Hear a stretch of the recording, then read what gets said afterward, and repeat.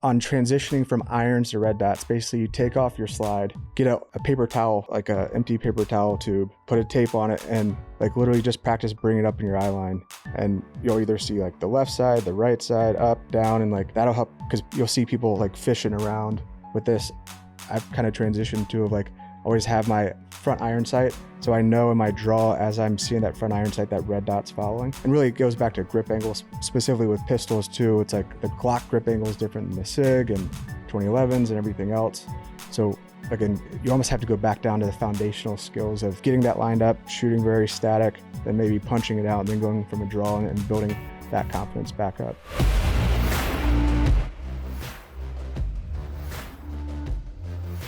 Today's episode, I'm joined by two retired Navy SEALs, Cole Fackler and Joey Hahn of GBRS Group. You probably noticed we're at a different location. We're actually at Ironclad Studios in Virginia Beach, and we have our first giveaway, which is an Aimpoint Comp M4S. This is a very special edition, which has the Aimpoint 50th anniversary logo on it. This is number 12 of 50. So if you want a chance to win this optic, be sure and like, subscribe, and comment. Welcome, guys. Thanks for having us. So talk a little bit about the transition from your military service to starting GBRS Group. I mean, transitions are always tough from the military into the civilian world. I luckily had the experience of doing that through the middle of COVID. It's not only emotionally taxing, mentally taxing. I think on the emotional side, you go from having a steady paycheck from the military, very kind of dependable financial means, to a world you just haven't had any experience with. Yeah, I mean, I could see that.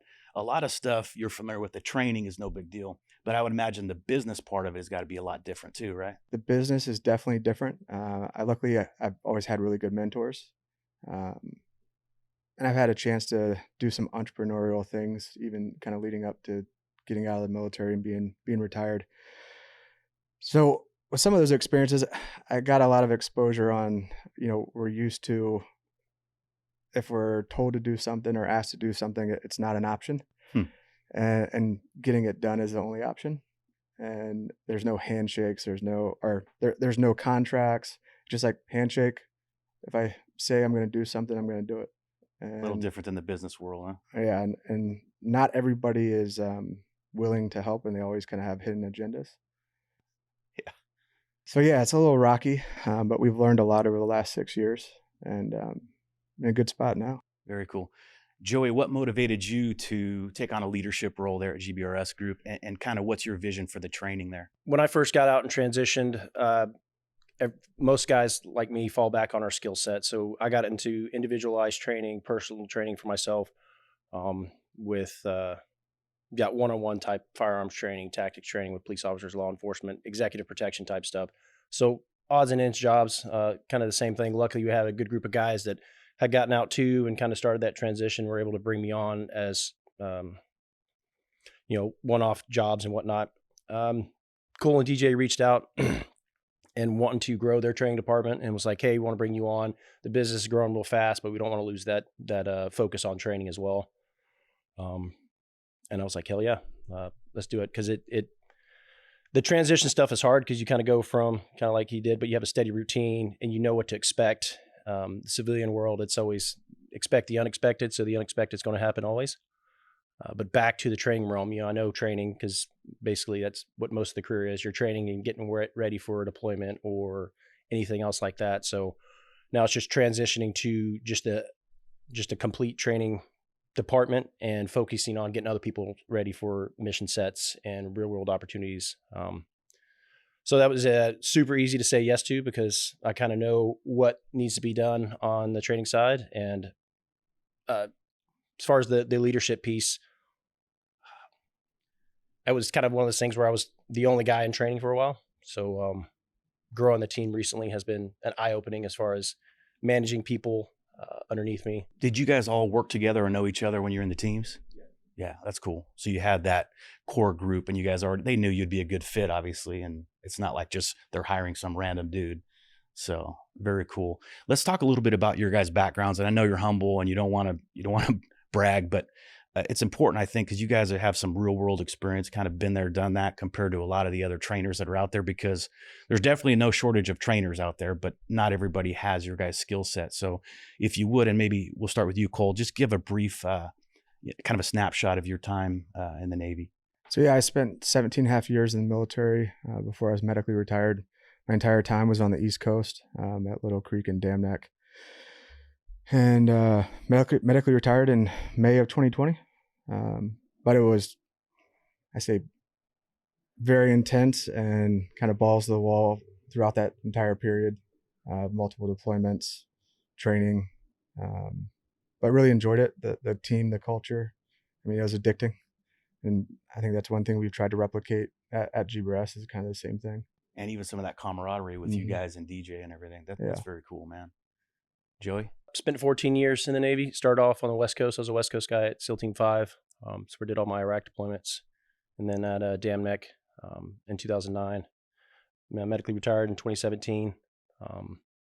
That's when I met DJ and Cole. DJ and I were in the same squadron together. And then Cole, guilty by association. So kind of like-minded folks kind of find each other. But obviously everybody's kind of has that same drive, that same mindset, that same mentality of getting the objectives done, the mission done. And that's like Cole mentioned about the civilian market. Working with all those guys in the Navy, you knew what to expect of them. You know, there was no real secret hidden agenda per se. It was all like, hey, everybody's working towards the same goal as a team. And so that transition back to the civilian world was kind of different with that. But yeah, as far as the Navy piece, it understanding the culture was huge. And that's a real big thing that makes GBRS kind of stand out. And like you mentioned, the experience, that's the kind of realm we bring to the training realm, is the experience base and what we've learned and accomplished. For sure. I can see that, man. It doesn't take a genius to realize that you guys are squared away real world guys who know what they're doing. So how does that experience translate to training civilians? Because you're not training teams guys. You're not training guys that are necessarily super fit or super agile or super proficient with their firearms. How has it been? Do you have to kind of scale back a little bit to tailor what you're teaching to sort of the level of the students that you're at? And granted, there's some squared away civilian guys too that are really good shooters and everything else, but talk a little bit about how that's different, training in the military versus training civilians. So training in the military is definitely, like I mentioned, mission focused. There's an objective that has to be defined. There's a level that needs to be adhered to, because at the end of the day, we're training to go overseas and execute targets. On the civilian side, nothing against, there's a lot of guys that are absolutely phenomenal trainers, but they train to train. So the experience that we bring, that we train with civilians, and we also do law enforcement, military, but it is proficiency of weapons handling. A lot of people are really good at training, accuracy, weapons handling, but translating that into what's your overall end goal. Like, hey, I want to be better at home defense. I want to be better as a protector. So we focus on that, that finish point as far as weapons training and tactics with our civilian clients as well as our law enforcement. So some of the training we focus on doesn't just focus on firearms. Like some of our like KTCs, our knowledge transfer courses, collective courses, we'll have a third specialty day. So it ties into, hey, being a well-rounded individual as far as protection. So we do driving courses. We did an advanced medical course, which was phenomenal. Next month we have a like alternate weapons course. So things like blades, hands, and stuff like that kind of tie into weapon systems, because being a well-rounded individual as far as with self-defense and protection, it doesn't end with your pistol, right? Or your rifle. If you have to know levels of intent and how to get to that point. Like, hey, just because I have this tool on my belt doesn't mean it's the only tool I got. So that's where we focus on with the training realm. People understand that, but also when I do have to get to that point, if that's my tool that I have to use, I have to know how to use it, not just be able to shoot a target at 10, 15, 20 yards. So it's not focused so much on the sport of training firearms. It's just more of the realistic use and application. Yeah, I mean, there's a lot of good courses. I've taken some courses from some very well-known instructors, and they were fun and they were fast paced and you're jumping out of cars and shooting ARs and doing all this stuff. But when I leave that course, it's like, what did I really learn? I mean, it was fun. We shot fast. We were moving around. We were using cover. But how practical is that for civilians, 4 dudes with ARs all jumping out of a car and seeking positions of cover and all that? So some of the best courses I've ever had have been courses that are much more mundane than that. They're not doing these dramatic, drills and everything else, not a high round count course necessarily even, but it makes you consider, like, how do you grip a pistol? And that's something that we've all been doing forever. So if I can go to a course and someone can make me question or rethink something as basic as grip, that's an awesome course. Even if you weren't having as much fun. I mean, ideally, the course will be fun and you'll learn a lot. But you hit on something that I want to talk a little bit further on, Joey, which is training for someone's mission, right?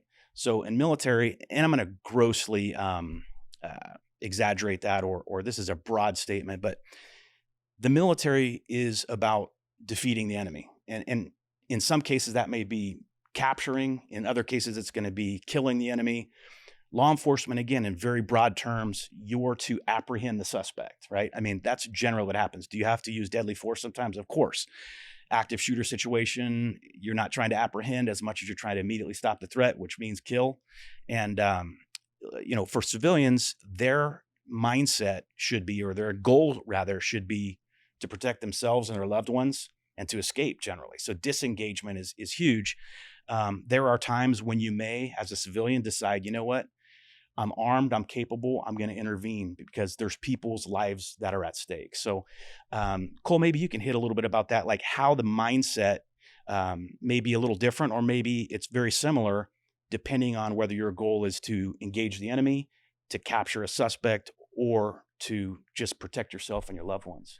I mean, I think that's one thing we quickly realized after the military was we had such a high base level of just techniques, from, I say, weapons handling to tactics, actions on, and coming out of the military, realizing that no one, I won't say no one, but like their baseline, their foundation definitely wasn't as robust as ours for doing it, for a couple of decades. So really establishing that solid foundational baseline, competence with weapon handling, and getting those people comfortable with their intent on however they want to handle that.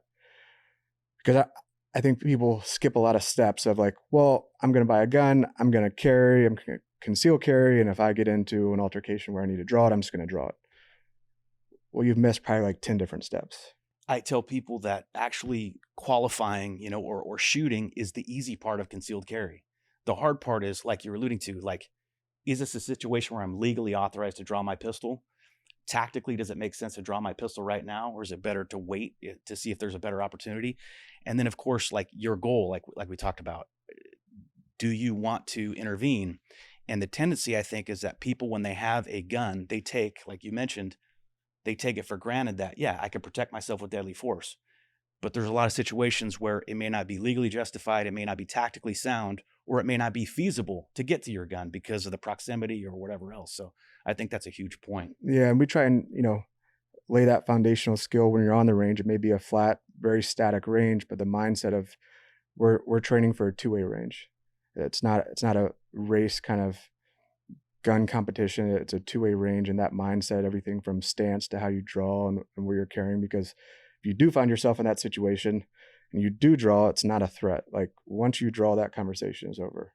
I don't want to say in all circumstances, but I say just from a civilian standpoint, if I'm drawing in a civilian setting, that conversation is over. I've already processed everything going on and understanding too, not only legalities, but it's like, where are these rounds going? Yep. Like who's around the situation? Have I tried to diffuse everything? Am I now backed into a corner where my only choice is to?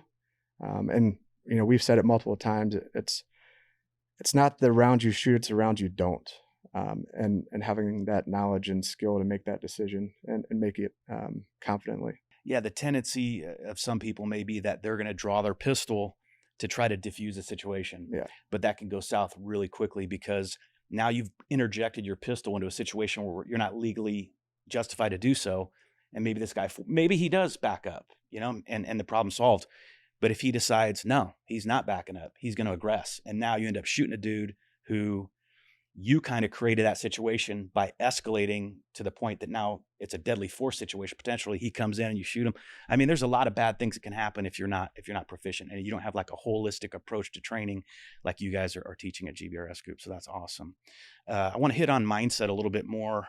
And we're going to definitely talk about gear, and there's some mindset things associated with that too. But what is the mindset that you try to instill in your civilian students to try to teach them that, yeah, there's hard skills like shooting, right?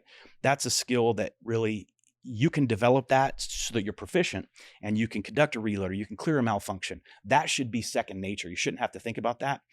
You have to have the mindset, though, that your mind has free space to process and respond appropriately to whatever situation you may find yourself in. So maybe one of you guys or both of you can touch a little bit on the importance of mindset and maybe how the mindset that you learned in the teams, how you pass on elements of that to the civilian students that you teach. Yeah. Biggest thing with the mindset piece on that is we try to instill the situational awareness piece. It's huge. A lot of people, hey, I'm really good with a pistol, firearm, this, that, and the other, but things like being on a cell phone all the time or just consumed with what's got going on in front of your face, you lose that situational awareness. And that's when you hear a lot of the reports of, hey, this guy came out of nowhere. I was surprised. And all I had time to do was get to my pistol. It's like, there's a lot that unfolds before stuff like that happens. Yes, there are some instances where they have like people pull up in front of you and jump out of a car real quick. And you're like, oh crap, now I got to react to the situation. But a lot of our mentors specifically talk about, situational awareness that we learned in, like, hey, how can we process information and gather what we can? So if that does happen, I'm 3 steps ahead instead of processing all this up at once. Because you talk about processing speed and we call it bandwidth, right? So if I'm focused on, hey, I got to tap rack bang, or hey, I got to pull my pistol out and clear a garment, a lot of that stuff should be second nature in your training, but as well with your mindset and situational awareness. How can I buy those beats in time back so that I'm already closer to what I need to do to defend myself instead of having to process all that once and turn that on? So it involves a lot of stuff with the OODA loop and just basically, like, hey, mentally, as I'm sitting here in a restaurant, almost playing the what if game sometimes, but not to over inundate yourself, because there's people that are extreme that will stress themselves out thinking about all the bad things that could potentially happen. And then they don't really enjoy the current situation and of course life in general. Yeah. But there's other people that are on the, other end of the spectrum that like, oh, I'm not really anywhere outside my bubble because maybe I got personally, I got a wife and 3 little boys. So there's a lot that goes on when we go out in public. Like I got to manage and maintain that little group of craziness on top of paying attention outside my circle. Like, hey, who's approaching me? Why are they approaching me? What's their intent? And engaging with people with basic eye contact. A lot of people, especially in self-defense situations, they're looking for targets of opportunity. So people get robbed or whatnot, or in those types of situations, like if you just kind of keep your eyes up and tracking what's going on, a lot of people will kind of shift away from that because they want an easy target. They don't want to have something that takes time to process. And they're not looking for a fight. They're looking for they're their next for easy fix, score. bro. Yep, Exactly. Easy target. So that was one thing in the teams, the whole situational awareness piece, appearing as a harder target. So eyes up when I'm walking, making eye contact with as many people as I can. Physical capability, like how do I look when I walk in and out of places? Do I look like, am I not paying attention? Do I look defeated? Do I look like somebody can come up and take advantage of me? Or do I look like somebody like, I don't want to mess with that guy or who he's standing around because of X, Y, and Z? And a lot of it ties into the mindset and kind of self preparedness and self-awareness. Yeah, you hit a great point, finding that balance, because you can stress yourself out. And what's the good of living life if you're going to be worried about being attacked every second? That's sort of paranoid, I would say. Yeah. But what you're talking about, it's not paranoid. It's just alert. It's just aware of what's going on. And I think, and maybe this is out there a little bit, but I am from California originally. But you can enjoy the moment a little bit more too by being aware. You start to notice things. You don't have your head in your phone. You're not just waiting to finish eating, then, without paying attention to what's going on, go to your car and then your next stop. Like, understand that there's things that are happening on the way from the restaurant to your car or things that could potentially happen that you need to be aware of. It may be that you see this tree blooming and it's something cool that you wouldn't have noticed, right? Or it could be that there's someone that has, is eyeing you up or sizing you up. So very cool stuff there. When it comes to training, and I know the teams, you guys did a lot of very high risk training. I did a little bit of that on SWAT and stuff, like live fire shoot house stuff. And since our guys weren't nearly as trained as Navy SEALs, I mean, there are times as an instructor, I'm physically holding on to these people to make sure they don't, have a dangerous situation where one guy gets in front of another guy's muzzle. So that's very beneficial to do that kind of training. And even from a combative standpoint or defensive tactics type training we did at the police department, arrest and control stuff, when we have force on force, like the red man suit and all this stuff going on, obviously people get hurt. They get their finger jammed, they get their wrist broke, they get, I don't know, they get stitches in their face, whatever, things happen. And then I would have the administrators come to me, hey, what's going on? We can't afford to have these guys hurt. We need them on the street. Yeah, that's true. I get that. But we also can't afford to send people out into the real world with a false sense of what they're capable of. And we can't send people out into the real world without knowing what it's like to ever having been punched in the face, for instance. So how do you guys balance that as far as real world training, but conducted in a manner that's safe for civilian students? Yeah, I think there's a couple things. It goes back to having a strong foundational base and really compressing that training. Even if it's on a static flat range, you break out that timer, you're going to see people just crumble. And I don't mean it in a mean way. It is a great training tool, but getting people to have that emotional feeling and reaction in a safe training environment and have that foundational skill, like I said, flat range, static, see how that goes. Once they get comfortable and confident and build up, then you can really start getting into like tactical movements in the open, and then you go back down to the foundational skills, moving, shooting, communicating in a house, in a car, but it's like that foundational skill of just the weapons manipulation and really compressing that training. You talked about the red man suits. Like I remember my first kind of feeling it with a red man suit, like they're going to hand you your ass. It's a great training tool, yeah, but it's like, that's the most realistic you can really make it outside of a real world thing. And you really want people to kind of go through that full emotional roller coaster and training as much as possible. So when they get into the real world, it's all just second nature. It's not the first time they've had this overwhelming amount of emotions, whether it's a traffic stop, it's a gunfight, it's like, this feels really weird. And really identifying that and going back to situational awareness gives you that extra quarter second, half second to make that right decision. Vice, I say not confident in your capability, your tools, or your decisions. Decisions is key too, because I think that's one of the things that's missing in a lot of the civilian training is that decision-making element. And that's critical. I mean, you could do that with Sims. You could do that with nowadays there's, we didn't have this when I first became a cop in the late 90s, but like simulators. So you will have an image projected on a screen and you interact with that. And some of these are you guys have probably seen, it's not new to you guys, but it's new to a lot of people as far as they're realistic enough that you can actually use it in a sense for accuracy training, if you can't get to the range. Now you don't have the recoil. I'm not saying it takes the place of that, but it can supplement that for like agencies that can't send their guys to the training as often, send them to this little room. They're getting that decision-making element and they're also practicing marksmanship because they're realistic enough. So very, very interesting stuff as far as the decision-making component. I think that is the one element that's most lacking for the civilian training market. So, I mean, I really love asking this question too, because we go back to the capabilities of, we want everybody that has a gun, to be two-way responsible and not make those wrong decisions. We get into kind of home defense. You're like, well, what would you recommend for home defense? And my personal take is like a shotgun. Like, I think that's the best home defense gun. I do. But we talk about ARs, pistols, and they're like, well, I have a pistol. It's locked up in this safe. It's like, cool. I was like, how about you hear me banging on your door and banging it down at 2 a.m.? I was like, you're going to be able to hit that code? You're going to be able to get to it quick enough? Like, great. Keep it safe, away from kids. But unless you're confident, current, capable of like, I know how to do that, I can draw it real quick. Like, and can you do it under duress? Yeah. Like, because you may be able to just boop, you get used to it every morning. You do it. Okay. Now 2 a.m, you hear the glass shattering, your kids screaming, and then now you're trying to do that. It's a different story. And people, it's important that they understand that and that they train for that as best they can. So I want to get into gear a little bit because I know you guys sell some very top quality gear. And I'm always suspicious of gear and holsters and even firearms, really, that they don't have a real world operator's input. It's like engineering design this thing and they think, oh, this would be really cool. But there's no end user input while it's being developed. Completely opposite with you guys, obviously. I mean, you guys are building things that probably you've used gear and like, this thing failed me in this situation, or I wish we had this. And is that sort of the impetus for your guys' development of a lot of the gear that you have? Everything we build in-house, we're trying to solve for a problem that we've experienced real world.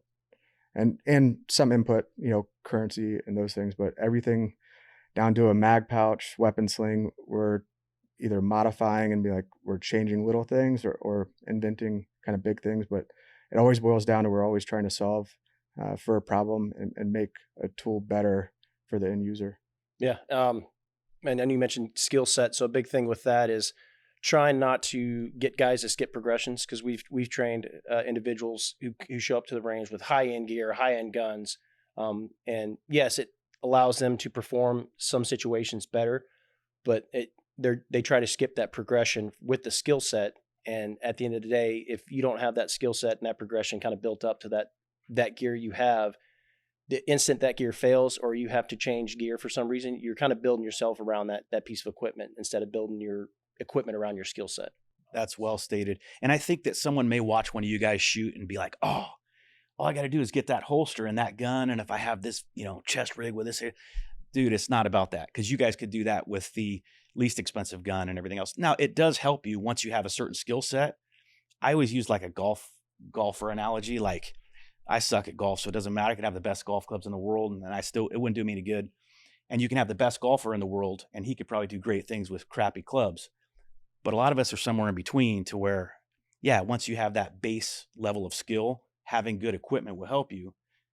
But what would you say to the people who think, oh, I would be better if I just had this gun or this piece of equipment? I tell them to practice more. That's one good thing about our courses is we usually have a standard set list, and we trained at stuff that guys can take back home and continue training, because one of the key elements of being a good and proficient shooter is currency. Like, how can I continue and keep this skill set in the forefront of my mind? That was what made us good in the teams. Like, we deploy, we'd come back, we immediately start training, going through our progression, individual type training, then group training, then team training, but all of it built on all our skill sets, and we touched on all those skill sets. So even basic stuff like, skydiving, scuba diving, explosives and demo, like, it wasn't just, hey, I got this cool piece of paper for the rest of my life, I'm going to be good and proficient at this. Joey, that doesn't sound basic to me, man. But anyway. But the biggest thing we tell people is like, hey, you gone through this course. We kind of, none of our things is a secret or, copyrighted. Like, a lot of our drills and stuff that we train with are based on open source material, but we mix and match it up and tailor it to more realistic type training and weapons manipulation piece. So you're like, hey, take this back, train this at your home range. Minus some of the shooting and moving stuff we do, because depending on your range, you may not be able to move your feet and shoot at the same time. But we tell them, hey, do this while dry firing, because it's all about how you handle your weapon system in a dynamic environment at the end of the day, because that's when you'll have to use it. Like, it's going to be worst conditions possible. Like you said, being woken up in the middle of the night at 2 a.m. I've had my kid walk in my room and all of a sudden startle up, and I was like, how come I didn't hear my kid open his door or come down the hallway? They're usually like a herd of elephants. So you got to think about that stuff. Like, if my wife starts slapping me in the middle of the night, how am I going to be able to focus and act properly? And a lot of that is currency. Like we talked about, hey, I'm manipulating that side bed safe enough that, like, it's an automatic response. For a little story. One night, my two oldest kids come running down the hallway screaming because their AC started making a weird sound. And the way it sounded like somebody was trying to get through the wall. And so I heard that in my room, and I immediately got up and kind of armed myself and went sprinting down the room, because I thought I was going to see somebody in the room. Turned out it was just the AC making, kind of like at the Home Alone series, where he's like, you making more of what the sound is. But basically the AC kind of got froze over. But long story short, it's like, hey, what is your automated response to situations like that? Are you a freeze, like, oh gosh, got to collect my thoughts, what I'm going to do? Or are you hey, we've always been kind of in that mindset, we're going to run towards the threat and we'll figure it out on the way. Because usually presence is the first thing. Like, you want to get them on their heels instead of you back on your heels waiting for something to happen. But in home defense situations, like, hey, what's your number one priority, right? I gotta get my family safe. So I have 2 of my 3 kids already in my room. I get my youngest because his bedroom's a little closer to ours, so we get him kind of in there with the wife, and I'm leading the charge of what's going on in their room to kind of figure out what's going on.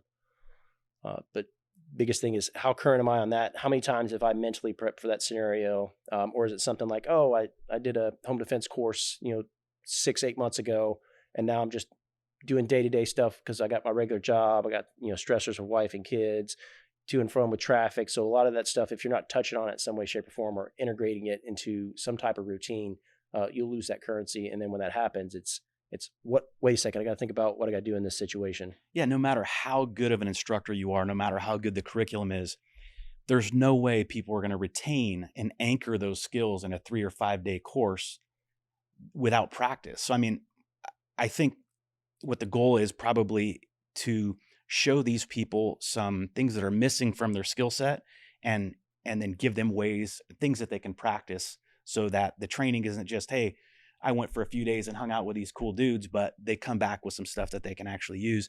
You hit on another thing, Joey, that's very interesting, that here you are, this super highly trained dude, and you hear this thing in the middle of the night, you grab your pistol, what do? You go running. That's real world because your kids are down there. It's not like you're going to stop and pie every corner and stuff like that. And that also comes to knowing what you're training for, right? In that situation, you're going to go down there and you're going to give it to whoever may be there. But in this case, it turned out not to be. But I just think it's interesting that someone with your level of training and everything else, still, in that particular moment, the most important thing is to get to your kids, and you're going to put yourself at risk to do that. That's what we're supposed to do as parents. So yeah, very interesting stuff. The training also seems like you guys, and I want to talk about your particular courses in a minute, but you guys offer kind of a holistic approach to training. You don't just teach pistol. You don't just teach carbine.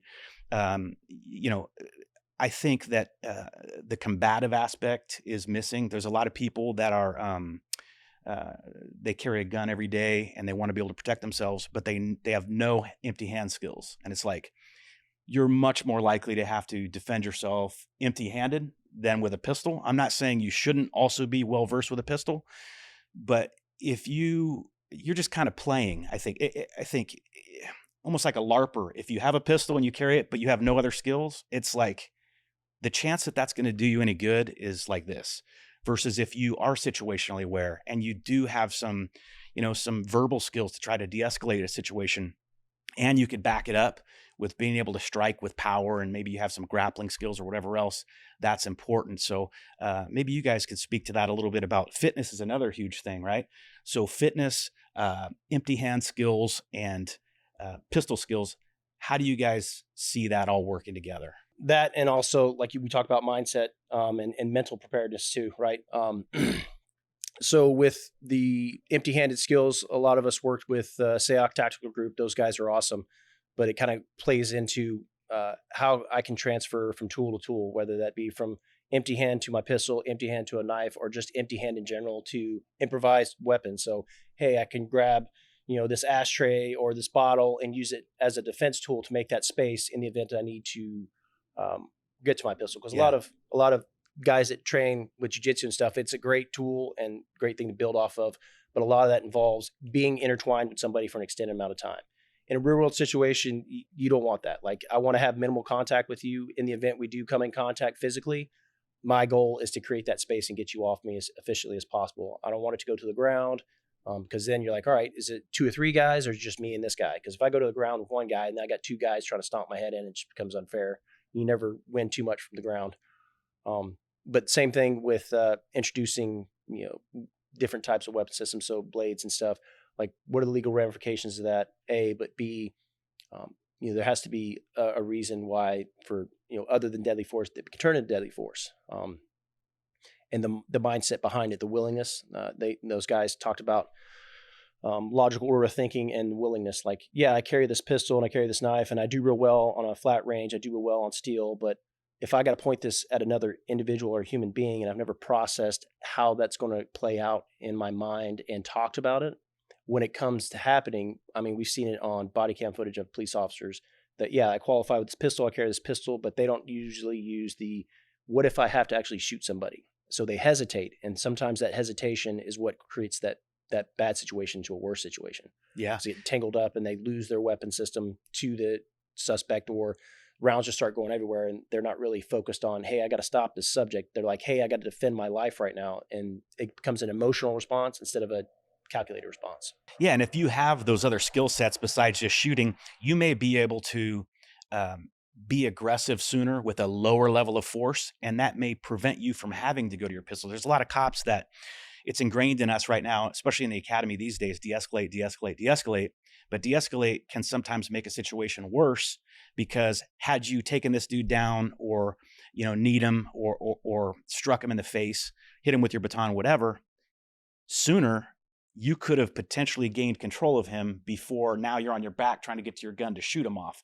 So I would argue that it's even better for the suspect, for his well-being, if you are well-trained and aggressive and not afraid to respond when you need to respond, versus you wait too late and now it's just your last ditch effort and all you have is your firearm. So interesting stuff there. Talk a little bit, Cole, about the courses that you guys teach, and has that curriculum changed or expanded from the time when you guys first started GBRS Group? The curriculum's definitely expanded since we first started GBRS Group. We've broken it down. Every course still has a very much a foundational basis, and a mixture of people from, I'll say, 65 plus year old ladies to high end, I'll say, very tier 1 SWAT and some military, and identifying like, how do we make those courses the most efficient for their time. We usually break them into groups based off their experience and kind of capability and currency, to give them the most benefit that we can with the time that we have for them. And we've evolved them to like the experiential piece of like combatives, some, I'll say, technical driving skills would be best. Yeah. On closed course, like, which I say as a civilian is rare, to mix kind of all of those all encompassing with each other, and just basic foundational tools. We throw a lot at them. Nothing is a doctrine of, hey, this is 101 how you got to do this, but give them the opportunity to try it and say, hey, like, based off your hands being broken and injured for 20 years, like, it may not work, but here's your kind of safe area to try it. And it's all, I say law enforcement's driven off of like their problem set, their policies, their capability. It's not, you got to do it this way. It's like, however your team is functioning, everybody believes in what they're doing, and elevate every individual team member to make those kind of decisions.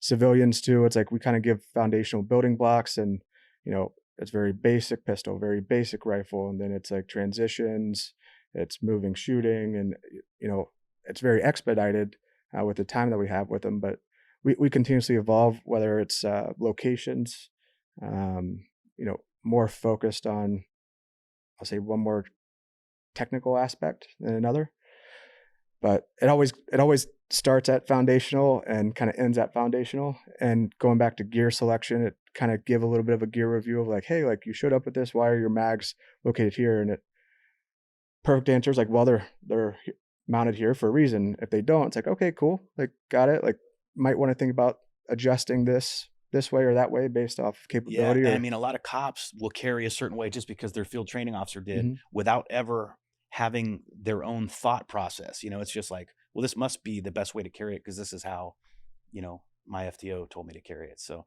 no, I think that's very important. And yeah, what works for one person doesn't work for everyone. You have a shoulder issue, maybe you can't draw from behind the, like 6 o'clock or 5 o'clock carry very well. I like appendix. There's downsides to appendix, as you guys know. Everyone thinks it's the greatest thing. It's fast and it's a way to easily conceal a firearm, but it has downsides too. Like in close quarters, the gun is closer to the bad guy. Whereas if you're wearing on the hip or slightly behind the hip, you have a little bit more standoff and you could draw one-handed with an open garment. I mean, there's pros and cons to everything, but I like what you said, Cole, as far as like, you're not dictating you must do it this way, but here's some options. And if you are doing it this way, here's some potential drawbacks to that. And then here's another way if that interests you. So very cool stuff. So what specific courses do you guys offer? I would imagine pistol, rifle, carbine type stuff. So a lot of our courses, like Cole mentioned, start off as a baseline. So pistol, rifle, depending on what people carry. So first day we usually focus on pistol because majority of the public, that's usually their go-to firearm. That's their primary. So we really get hammered on those skills. And a lot of that is focused on handling weapons handling, presentation. We start off with the range belt.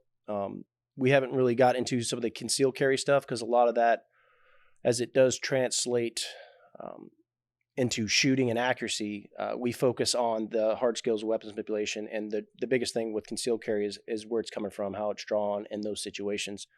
But then we've grown that based on, customer feedback and talking to folks. It's like, hey, this is a great course. I wish you guys had like a beginner course. So we actually got a course started next month where we're having a beginner pistol. So people that first buy their firearm, Wow. what to do. And we dive into not only, the basics of pistol, but hey, how to break down your firearm and clean it, proper maintenance, and instilling some of that mindset in there well. But with our other courses, we really hammer down on the why we're training. A lot of people come out, I just want to be a better shooter. I was like, why? Like almost like that 3-year-old reaction. Just keep asking them why till they get to a point where they have to think about it. Like, hey, why? Why do you want to be a better shooter? So that I can defend my family. Why do you want to defend your family? And they kind of dive down that little rabbit hole to get them really focused on what they're training for. And like you said, the end goal we try to focus on, guys, hey, I want to be able to defend myself, defend my family, and the people in my immediate vicinity if I need to. But the number one goal is, safety, right? How can I get out of the situation if possible? But if I'm the only responsible person there, what's my level of training and how much willingness do I have to be involved in this? Because a lot of people like, oh, I got my concealed carry. I shot my 50 rounds at a pie plate. I should be in every situation that involves a shootout. And you're like, are you though? Like, yes. How much do you train that? Just because you carry your pistol every day doesn't mean you're proficient in your current, right? It's like, when's the last time you took that thing to the range? What did you do when you practiced? Did you just pull the trigger 50 times and poke a little nice hole in the paper? Or did you get kind of dynamic where you're testing your time out of the holster? Are you going on a buzzer? Are you talking about acceptable targeting, acceptable sight picture versus, sight picture for accuracy. And then getting into that, we talked about logical order of thinking, that situational awareness, and that mindset, and that willingness. Like, what am I willing to do, and what's that willingness look like? How do you guys deal with students of widely varying skill levels? Because I would imagine there are some people, and of course, this basic course that you guys have, I think it's a great idea because I think as trainers, industry wide, we take for granted that that people already have the baseline skill set. And some people, like you said, just bought a gun. They don't even know how to take it apart or how to clean it or how to load it. So that's awesome. But I mean, I bet in a lot of your other courses, you have still a wide array of skill sets. So what's a good way? How do you guys manage that? So, and the reason I'm asking is because if it's too advanced, the guy who's down here skill level wise gets nothing out of it. And if you have to tailor to his level, then now the guys who are coming there hoping to learn some really cool techniques from these dudes are kind of like, we just did basic stuff. So it's all about the progression, right? We definitely have a questionnaire when people sign up for our courses, talk about experience level, but we ask more about the experience level because some people are like, yeah, I've been around firearms for 20 plus years. It's like, what do you mean by been around? Like, I grew up in a home that had firearms. My dad taught me how to shoot. I'm a hunter. Like, all right, well, that's good, but what we're trying to lean towards is a whole different path with that piece. And it involves, kind of the same baseline proficiency, safety, accuracy, but this is a dynamic situation. You're going to have to use this to defend your life or your home. And so we start off, sometimes it may seem pretty basic, but we have some pretty standard, like Cole mentioned, we have a fundamentals and a baseline we like to make sure everybody's at and progressing slowly. And sometimes with the groups, we can split the range up or the groups up. So one group can progress faster just because their experience level, former law enforcement, SWAT guys, like we mentioned, or someone like our oldest candidate who happened to be female, Carol. She's former military, but her baseline is like, hey, I'm old. I got things going on in my hands. This is how I shoot. We start them all kind of at that baseline, and then we kind of tailor that to how they're progressing and focusing on certain skill sets that will make them at least get to a point when they go back home, they feel like they accomplished something instead of I just focused on trigger pull. And that's cool because everybody's getting something out of it. Like not everyone's getting as much out of it, but everyone's getting as much as they can out of it based on where their starting point is. Very cool. Let's switch into talking about gear a little bit. Cole, what types of products do you guys sell at GBRS Group? So we have everything from optic mounts, dual optic mounts. So, red dot laser combination to standalone red dots, and have some more products kind of down the line coming with that. Tactile nylon, gun belts, magazine pouches, medical pouches, weapon slings, holster leg straps. I mean, it's a whole slew of products. Lots of on stuff the hard there. good side. So obviously this is the Aimpoint podcast. So let's talk a little bit about optics. What do you guys look for in an optic? Maybe for a carbine and as far as like a pistol optic. For carbine, I try to look for basically how that sight's presented in my eye line. Bulkiness, obviously weight's kind of a deal, like, because all that kind of factors into how you handle your weapon. So if it's a big sight that's kind of bulky and heavy, then that means some of that weapons manipulation can be cumbersome, right? Cool thing about the Hydra and Learner mount, kind of pulling all the laser systems and stuff over that center point axis of the rifle is cool, because DJ says it pretty good. And he's like, got to handle that thing like a katana, not a broadsword.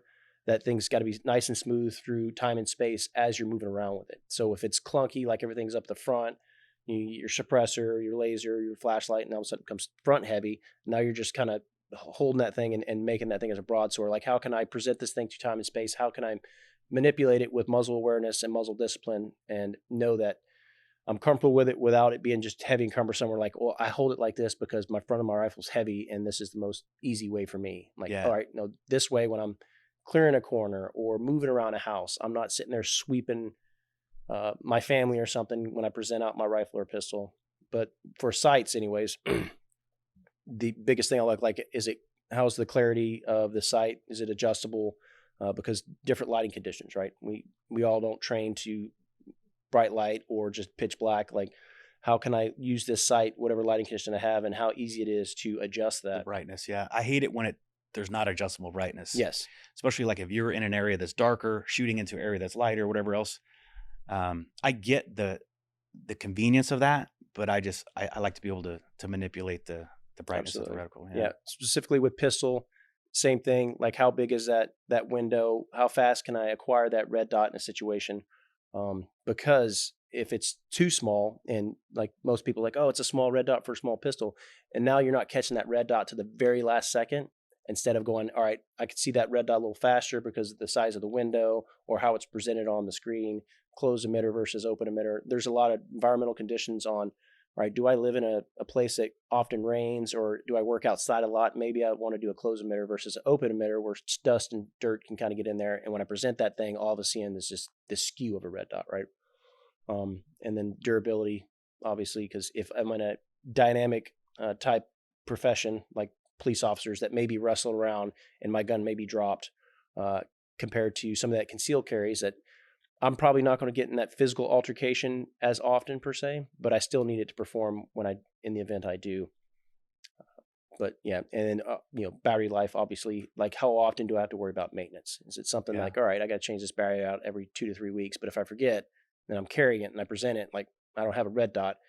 And then based off that as well is skill set with and without the red dot on. Just because I have the red dot on there, it's a supplemental type deal, but I got to still be proficient with the firearm in the event that does get sheared off. Like, I get in this altercation, my gun comes flying out for some reason, I get to it, and all of a sudden my red dot's shattered or completely gone.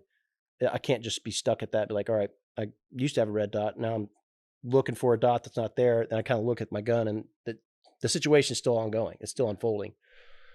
So how easy it is to train with and without it. And yeah, but for dots specifically, like clarity, like you mentioned, maintenance wise, how easy it is to acquire in your eye line and your eyesight. Have you guys used pistol mounted optics for a long time? I didn't start using pistol mounted optics until I was retired. Oh, wow. Okay. And I honestly kind of had a hard time switching. I say hard time, bro, because I was like, I'm shooting irons. Like, not as much training as you had, dude. Now to try to do something different, I get that. Probably is harder for you than anybody else. Yeah, it was a learning curve, but once I switched to it, I was like, I'm not going back to irons. No. What are some? And I know it's hard because we're just sitting here talking, but what are a couple things that someone who maybe is an iron sight pistol shooter and has just transitioned to red dots and is maybe struggling a little bit? Is there a tip or two that you guys could give for them? I get a lot of questions on this. I'm sure you do too. People are always asking, like, what do you recommend? What's your favorite red dot sight? And my response always is like, go try out a bunch. because how my preference of a red dot on a pistol that I'm going to carry outside the waistband, on a drop leg or something. I have my specific preference, and I've gone through a lot of them. And, not only the comfort, the knowledge of how it works, but the confidence that it's always going to work when I need it to work. And so it's like the knowledge of it, the function of it, what the intent of it is, it's always a big thing to me. So I'm never like, well, go buy this one. It's like, no, go try a bunch and see what works best for your eye line, cross-eye dominant. And so, it's like bulkiness. It's a mixture of bulkiness, confidence, currency, and personally what you like. Yeah, I mean, I've looked at some where the dot is all sort of blown out. Mm-hmm. And I don't know if that's necessarily that's a cheap optic. It's just that my eye is not seeing that crystal clear, whereas another one, it will show up very well. So yeah, I think one cheap training tool, God, I think it might have been Dan Horner. Yeah. On transitioning from irons to red dots, basically you take off your slide, get a paper towel, like a empty paper towel tube, put a tape on it, and like literally just practice bringing it up in your eye line. And you'll either see like the left side, the right side, up, down, and like that'll help, because you'll see people like fishing around with this. I've kind of transitioned to like always have my front iron sight, so I know in my draw as I'm seeing that front iron sight that red dot's following. And really it goes back to grip angles, specifically with pistols too. It's like the Glock grip angle is different than the SIG and 2011s and everything else. So again, you almost have to go back down to the foundational skills of just getting that lined up, shooting very static, then maybe punching it out, and then going from a draw and building that confidence back up. Yeah. Mentioned Dan Horner. He was, because first time I shot a red dot was when I got out 2018, and I didn't like it. I was like, hey, I want to stick with my iron sights. But then joining GBRS and shoot more and more, Dan Horner talks about establishing that master grip, right? So any small nuance and change in your grip, especially with the red dots, it's a single plane, sight. If you have a different grip, all of a sudden that red dot's going to appear in the top right of your screen or not at all. It's, in my opinion, a little easier with iron sights because you catch that front sight as soon as you see your platform, and you got two big things you're just kind of lining up and slowly getting into on plane. With the red dot, it's just there until you see it. So being able to have a good clean presentation that's consistent, and your grip shouldn't change every time you touch that pistol. Some people don't realize how much just the small touch points, if they change them just a little bit, how that affects a red dot sight. And so the toilet paper tube is a huge thing, because you kind of look for that parallax in a toilet paper tube. So if I present that thing out, do I just see a circle, or do I see the left side, the right side, the top or bottom inside that? That means my presentation is just a little off. You can get away with it with iron sights, like I said, because you kind of muscle it together when you line those two up. But red dots, the biggest thing is like, hey, I got to check my grip. Am I grabbing and touching this pistol the exact same way every time? Because if I'm not, that red dot's going to be questionable what's going to end up when you put it in your eye line. That's an excellent point. And I haven't considered grip as much, especially if you've got different pistols, a Glock, a SIG, 1911. That's huge. Also, the consistency in the draw stroke. And like you said, it needs to be precise. The presentation needs to be precise. You need to get that optic in front of your eye for a long time. And because of that, I think that once you master shooting with a red dot, it's going to translate to you being a better iron sight pistol shooter. Oh, absolutely. Because you're just having to do those things, and it's very cool. Do you guys have any drills that come to mind? Any cool, like a red dot drill for pistol or carbine? Yeah, the ones we usually do, we start off with, like I mentioned, Dan Horner's master grip stuff. We start off with getting them to establish their master grip. Usually everybody's different, just like people wearing different tennis shoes, hand styles, and grip and whatnot. And we'll mark their hands, both their hands, with a line. So basically on the palms, they'll have this line that's matched up, but then they'll put it away and they'll draw, and those lines will be off just slightly. And I was like, well, where's your red dot? Oh, it's the top right of the screen. I was like, all right, well, because you touched your pistol, even that minute amount, even just by an inch or half an inch, the fact that their grip has changed is how that red dot's going to appear. And I was like, all right, well, go a little slower now. Try to match up those lines and tell me where it's at with natural presentation. Center of the screen. So people focus on that. And we usually start that off with some of our pistol courses, focusing on, hey, every time you touch this pistol, it should feel the same. It should look the same. It should be about the same. Because a lot of people, when they do high round count pistol stuff, you'll see them kind of adjusting their hands, because when they got it out of the holster, when they touched it, it's slightly different and they feel it. But when they start shooting, the recoil management kind of slides it. And they're like, all right, now I got to adjust my hands because now I'm not seeing my iron sights are all over the place. Because when they first presented it out, it's more they're muscling it in line instead of, all right, I got this my natural presentation, my dominant eye, whether it's left or right, and how I'm putting it up should be the same every time you touch a pistol. So that's the biggest thing. I think to piggyback on what you said, I think people underestimate the importance of grip in pistol shooting, because the better your grip, the easier it is to aim. And when I saw people that are really proficient shooters, really fast and everything else, I was always wondering, like, how do they do that? Because they have a phenomenal grip and it's consistent, and that makes everything else easier, I think. So very good stuff. As we start to get toward the end here, I want to get you guys' thoughts on leadership, because obviously you guys are both leaders and continue that today from the leadership skills that you learned in the military. But how important is leadership to you guys, and kind of passing on what you know to maybe the next generation of shooters? I'll say leadership to me is extremely important. In the military specifically, we've all experienced, I'll just say, bad leadership. It's inevitable, and really good leadership, and taking those qualities of really good leadership and identifying some of the bad ones that you want to avoid and not replicate. And, what motivates the team, brings the team together, and unifies kind of the mission and the goal. And two, not being afraid to fail but learn. It can be extremely lonely leading, especially moving into the kind of civilian world, and maybe not having those experiences, but having a network of people that you can kind of balance or bounce challenging situations off of, or new situations that you may find yourself in. And that's one thing that we always kind of try and be honest about and relate, is like, you're not the first entrepreneur, you're not the first dad, and we're always consistently learning. We're always a student. It's not like, we're retired Navy SEALs, we know what we know. Like, we'll go back down, Dan Horner, Max Michel. Like, I was just down with Max. Like, we worked on my stance and my draw from the holster. Yeah, like, interesting. Not afraid to go back. Like, this guy's the world's best. Like, and those were two key points. That's like, I got to break, I'll just say, some old habits, but it'll make me a lot better in the capability that I want. So again, leaderships, you're always learning. There's always going to be fires. Come to find out that's part of leadership, no matter where you find yourself in and what company or industry or military or team. But being honest and owning it, good and bad, and not trying to glaze over mistakes and communication. Yeah. Yeah, not being afraid to be wrong, I guess. Yeah. I mean, communicating can be challenging, and understanding each individual has ways to communicate that are beneficial, motivating, and ways not to. Yeah. And the biggest thing between leadership and managing, right? Managing is just kind of managing those people, make sure they stay on task and whatnot. Leadership is growth and development.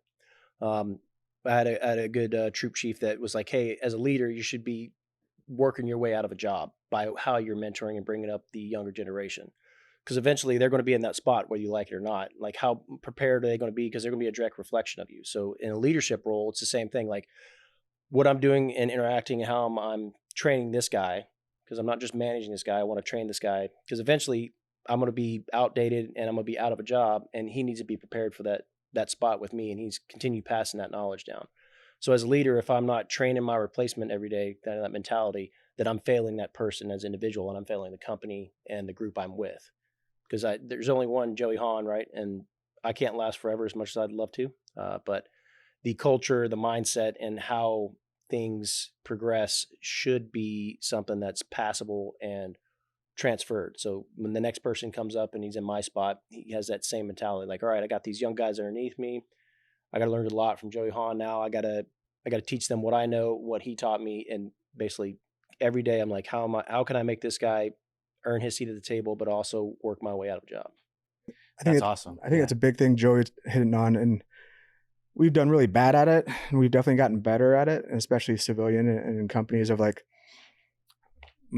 we hire a shipping manager, and if he doesn't know how to paint the picture, like, we kind of paint the picture for him, like, hey, like, you're going to come in as a shipping manager, but we want to get you to ops. If that's where you want to go, and like moving up, and like Joey's saying, kind of training that replacement. It's like, if I have an inside sales guy, hey, like, if you want to, like, we want you to get to VP of sales and kind of creating a roadmap for them.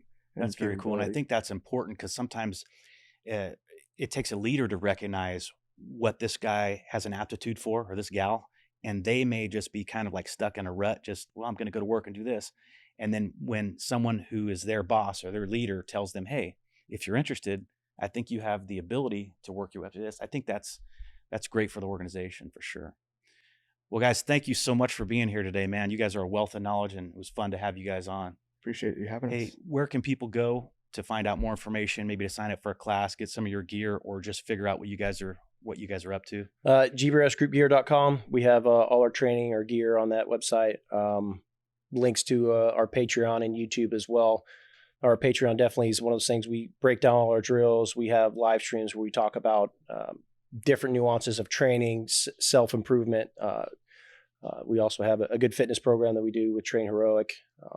We kind of that whole broad spectrum of how to be a better individual, not only be able to defend yourself with a firearm, but, physically. We talk about mindset and, mental health, which is awesome as well, because at the end of the day, I can be high skill set and a high level at that. But if my mental health is really low for numbers of reasons or life management, then when it comes to perform, there's a whole lot of road stops and roadblocks that kind of jump in on that deal. So being a well-rounded individual as a person is one of the first steps.